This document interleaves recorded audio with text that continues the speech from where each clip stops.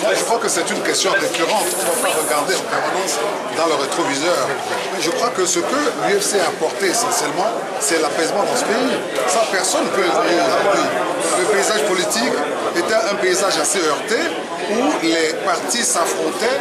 Aujourd'hui, est-ce que quelqu'un peut me dire que les partis s'affrontent aussi violemment que cela a été le cas du temps de qui vous savez?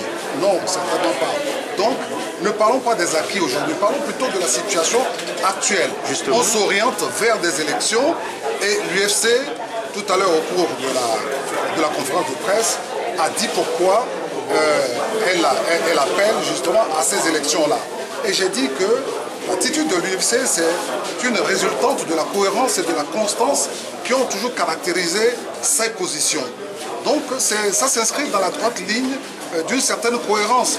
On ne peut pas vouloir quelque chose et son contraire. C'est pour ça que nous avons lancé un appel pour la population pour aller se faire enrôler. Nous sommes en démocratie. Si nous voulons que nous voulons avoir raison, il faudra que nous puissions au moins exprimer nos suffrages. Si nous n'exprimons pas nos suffrages, nous risquons de commettre la même erreur qu'en 2002 où des réformes ont été faites en sens de manière unilatérale. Donc, de grâce, ne commettons pas les mêmes erreurs. Aujourd'hui, j'ai cité cette fameuse locution latine qui dit que nul ne peut se prévaloir de ses propres turpitudes. Alors, ceux qui ont appelé les populations à ne pas aller se faire enrôler, est-ce qu'ils vont participer aux élections ou pas?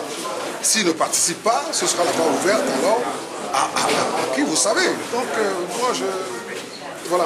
Donc, aujourd'hui, ça a été une séance, enfin, cette conférence se veut une conférence d'échange avec la presse pour situer nos positions essentiellement par rapport à l'actualité politique.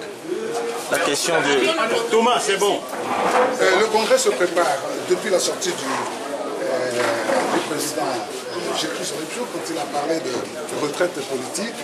Les choses se mettent en place. Et il y a une structure qui a été mise en place pour préparer ce congrès.